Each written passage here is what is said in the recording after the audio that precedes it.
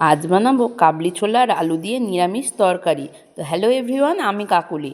সকাল থেকে উঠেই ফ্রেশ হয়ে শুরু করলাম ঘরের যাবতীয় কাজ, মানে ডেলি রুটিনে আমাদের যা যা কাজ থাকে, বিছানা গোছানো, ঘর ঝাঁট দেওয়া, জামাকাপড় ধোয়া, জামাকাপড় গোছানো, রান্নাঘর পরিষ্কার করা, থালা বাসন ধোয়া, সব কমপ্লিট করে এসে দেখি ছেলে ড্রয়িং করতে বসেছে। আজ আঁকছে ও নেতাজি সুভাষচন্দ্র বসু, আমাদের দেশবন্ধু। তারপর তোমার দাদাভাইও বাজার করে নিয়ে চলে এসছে। আর তোমরা তো সবাই যেন আমাদের সপ্তাহে বাজার করে। তো চলো কিছু প্রয়োজনীয় জিনিস আর আলু পেঁয়াজ এইসব নিয়ে এসছে।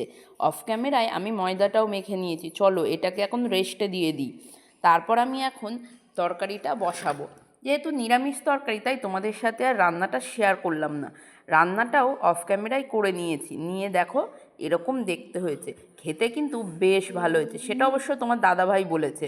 তারপর পাশে তাওয়া বসিয়ে দিয়েছি, এখন পরোটা বেলবো। তো যাই হোক বন্ধুরা, পরোটাটা আগের থেকে একটু গোল হলেও তবে পুরো গোল হয় না, আজ পর্যন্ত গোল করতে পারলাম না। তো চলো এখন আমি সব পরোটাগুলো এক এক করে ভেজে ফেলি।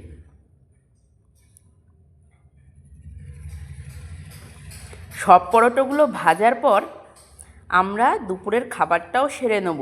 আর দুপুরের খাবারটা খেয়ে নিয়ে আমি একটু বেরিয়ে চলে গেছিলাম রোদ্দুরে বসতে। মানে আমার আজকে খুব ঠান্ডা লাগছিল, তাই খাওয়া দাওয়া সেরে আমি রাস্তায় গিয়ে রোদ্দুরে বসেছিলাম, মানে গায়ে রোদ লাগা।